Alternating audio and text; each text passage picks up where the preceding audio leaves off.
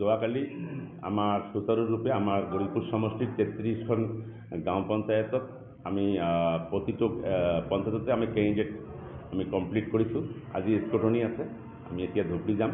যিয়ে নহওক মই সকলো কেণ্ডিডেটক মোৰ অন্তৰাত্মাৰ ফালৰ পৰা শুভেচ্ছা জনাইছোঁ। তেখেতসকলে ভালকৈ নিৰ্বাচন খেলি আগন্তুক দিনত ৰাইজক সেৱাৰ কাৰণে আগবাঢ়ি যাওক। আৰু আজি স্কটনিৰ পিছত নিশ্চয়কৈ তেখেতসকলে কমপ্লিট কাগজ পাতি কমপ্লিট হোৱাৰ পিছত আমাৰ 33খন পঞ্চায়ত আৰু 4খন জিলা পৰিষদ আমি ঐক্যবদ্ধভাৱে আমি ইলেকশ্যন খেলিম আৰু আমাৰ ৰিজাল্টও ভাল হ'ব। আমি আঞ্চলিক পঞ্চায়ত দখল কৰিম আৰু আমাৰ জিলা পৰিষদো দখল কৰিম আৰু এই মনোভাৱেৰে আমাৰ UDF কৰ্মীসকলে সাজু হৈছে।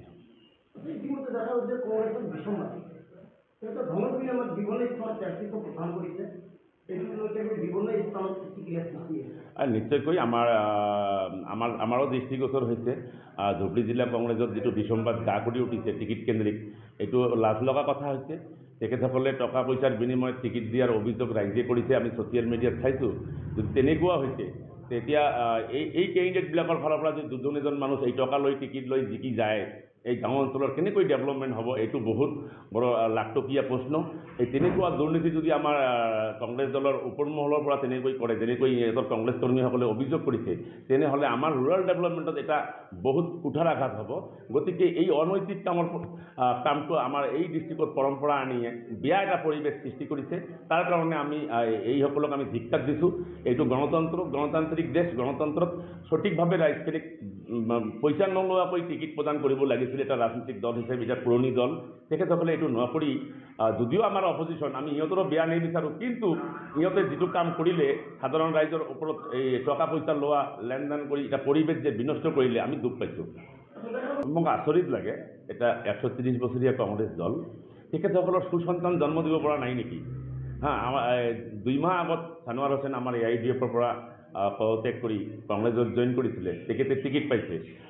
আমি বিয়া পোৱা নাই, তেখেত টিকিট লৈছে। কিন্তু মোৰ দুখ হয় নিষ্ঠাৱান কংগ্ৰেছ কৰ্মীসকলে ইমান কষ্ট কৰি কংগ্ৰেছ কৰে, তাৰপিছত টকাৰ বিনিময়ত বেলেগক টিকিট হাইকমেণ্ডে দি এই নিষ্ঠাৱান কৰ্মীসকলক বঞ্চিত কৰিছে। তাৰ কাৰণে এই নিষ্ঠাৱান কংগ্ৰেছ কৰ্মীবিলাকৰ দুখ দেখি আমাক দুখ লাগিছে। তেখেতসকলে দল কৰি কি লাভ হ'ব? সিহঁতৰ নিজৰ দলতে নিজৰ স্থান নোহোৱা হৈছে আৰু তেখেতৰ হাইকমেণ্ডৰ আগত এই কৰ্মীবিলাকৰ কোনো আৱেগ অনুভূতিৰ কোনো মূল্য নাই, এইটোকেই শিকাইছে। সিহঁতৰ নিজৰ দলৰ ভিতৰত সকলো সময়তে 2-3টা লবিত বিভক্ত হৈ থাকে। কংগ্ৰেছৰ এইটো আজি নতুন কথা নহয়। বিগত পঞ্চায়ত নিৰ্বাচনতো আমি চাইছোঁ ইহঁতে এই টিকিট দিয়াৰ বিনিময়ত দুৰ্নীতিৰ আশ্ৰয় লৈছিলে। এই একে পৰম্পৰা এইবেলিও আমি চাইছোঁ। তেখেতসকলে টিকিট কেন্দ্ৰিক দুৰ্নীতিটো ইহঁতে এৰাই চলিব নোৱাৰে। একমাত্ৰ টকাৰ কাৰণে যে কংগ্ৰেছ কৰ্মীবিলাকক গোটেই বছৰ ইহঁতক পিছে লৈ ফুৰে আৰু ঠিক টিকিটৰ সময়ত তেখেতসকলক লুটপাট কৰি কমপ্লিটলি তেখেতসকলৰ হাইকমেণ্ডে টকাটোকে প্ৰাধান্য দিয়ে আৰু ৱাৰ্কাৰবিলাকৰ আৱেগ অনুভূতিক কেতিয়াও গুৰুত্ব নিদিয়ে। আমাৰ দৃষ্টিগোচৰ হৈছে আমি অপজিশ্যন দল হিচাপে তেখেতসকলৰ আমাৰ ইয়াত অপজিশ্যন আমাৰ AIUDFৰ পক্ষে বিপক্ষে আমি কংগ্ৰেছ আৰু AIUDFে এই অঞ্চলটোত আমি ইলেকশ্যন খেলোঁ বিশেষকৈ। তো আমাৰ দেখা গৈছে এই দলটোৰ দুৰ্যোগ অৱস্থা আমাৰ ডিষ্ট্ৰিক্টখনক অস্থিৰ কৰিব আৰু আমাৰ ৰুৰাল ডেভেলপমেণ্টত দুৰ্নীতি হ'ব। এই কংগ্ৰেছৰ কেণ্ডিডেট যদি জিকি যায়, একদম সৰজমিনত নিশ্চয়কৈ দুৰ্নীতি কৰাৰ সুযোগ ল'ব এই টকাবিলাক তোলাৰ কাৰণে। গতিকে এইটো খুব বেয়া হৈছে, আমি ধিক্কাৰ জনাইছোঁ। অখিল গগৈ এজন কি কয় যি পাত্ৰত থ'ব তাৰ এই ৰংটোৱে লয়, ৰং সলাই থকা মানুহ।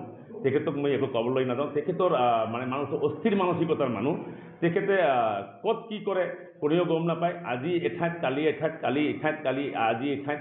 তেখেতে সকলো সময়তে ৰং সলাই ঘূৰি ফুৰি থাকে। তেখেতে এজন ভিত্তিহীন ভীতিবিহীন আজি বিজেপিৰ লগত ভোট দিবলৈ তৰুণ গগৈৰ গভৰ্ণমেণ্টৰ সময়ত তৰুণ গগৈক উৎখাত কৰাৰ কাৰণে বিজেপিক ভোট দিয়াৰ কাৰণে আহ্বান কৰিছিল। আকৌ মাজতে কংগ্ৰেছক ভোট দিয়াৰ কাৰণে আহ্বান কৰিছিল, আকৌ কংগ্ৰেছক বিৰোধ কৰিছে। তেখেতৰ স্থিতিবিহীন এজন নেতা। তেখেতক মই মাত মাতাটো মই ইমান ভাল পোৱা নাই। তেখেত আগত নীতি নিৰ্ধাৰণ কৰি নিজে সঠিক হওক, ক'ত তাৰ স্থিতি স্পষ্ট কৰক, ই কাৰ লগত থাকিব। এই মানুহজন নীতিবিহীন। গতিকে ৰাইজে জাষ্ট তেখেতক চাবলৈ, তেখেতৰ নাচনিটো চাবলৈ, তেখেতে যেনেকৈ ডেন্স মাৰি কথা কয়, এইটো চাবলৈহে ভিৰ কৰে। আপোনালোকে নিজেও বুজি পায়, বিগত সময়ত চাইছে সিহঁতে গোটেই সময়খিনি কংগ্ৰেছ নিষ্ঠাৱান কৰ্মীসকলক লগত ৰাখে। ঠিক টিকিটৰ সময়ত সিহঁতক বঞ্চিত কৰি টকা পইচা আহৰণ কৰাৰ কাৰণে বেলেগ দলৰ পৰা আমদানিকৃত নেতাক টিকিট প্ৰদান কৰি এটা ধন ঘটাৰ যিটো মানে অভিযোগ আমি ছ'চিয়েল মিডিয়াত সিহঁতৰ কংগ্ৰেছ কৰ্মীবিলাকৰ অভিযোগ আমি পাইছোঁ। তো এই কথাত প্ৰমাণ হয় কংগ্ৰেছ দলৰ কোনো নীতি আদৰ্শ নাই। নিশ্চয়কৈ টকা ঘটা মেচিন বুলি মই নকওঁ। তেখেতসকলে যে টকা পইচাক প্ৰাধান্য দিয়ে আমি কোৱা নাই, কিন্তু আমাৰ ক'বলগীয়াও নাই সিহঁতৰ দলৰ ইণ্টাৰনেল মেটাৰত। কিন্তু ছ'চিয়েল মিডিয়াত যেনেকৈ চাইছোঁ সিহঁতৰ দলৰ নেতাবিলাকে যেনেকৈ নিউজ চেনেলৰ সন্মুখত আহি কৈছে টকা কথা 10 লাখ 8 লাখ 7 লাখ এনেকুৱা কথা। যদি এনেকুৱা ঘটনা সিহঁতৰ কংগ্ৰেছ কৰ্মীসকলে অভিযোগ কৰিছে, নিশ্চয়কৈ ইয়াত কিছু ৰহস্য আছে আৰু ৰহস্যটো নিশ্চয় সিহঁতৰ কৰ্মীবিলাকে প্ৰকাশ কৰি আছে। তো উন্নয়ন নিশ্চয়কৈ এই মানুহখিনিৰ পৰা যদি কিবাকৈ যদি এই মানুহখিনি কিবাকৈ যদি জিকি যায়, কেনেকৈ গাঁও অঞ্চলত ৰুৰেল ডেভেলপমেণ্টৰ টকাখিনি সিহঁতে আত্মসাৎ কৰি নিজৰ আগত যিখিনি পুঁজি খৰচ কৰিলে এইখিনি আগত উঠাই ল'ব, ৰাইজৰ কাম নিশ্চয় পিঠি দিব আৰু ৰাইজৰ ডেভেলপমেণ্ট নহয়। বিগত সময়ত সিহঁতে এই কামটোৱে কৰিছিলে। AIUDF অহাৰ পিছত এই কথাখিনি কিন্তু বহুত পৰিমাণে সিহঁতৰ মানে নোহোৱা হৈ গৈছিলে। কিন্তু আকৌ পুনৰবাৰ আমি যোৱা নিৰ্বাচনতো চাইছোঁ, পঞ্চায়ত নিৰ্বাচনত যথেষ্ট টিকিটৰ খেলি মেলি হৈছিলে। ঠিক এইবাৰো তেনেকুৱা এটা পৰিৱেশ দেখা গৈছে।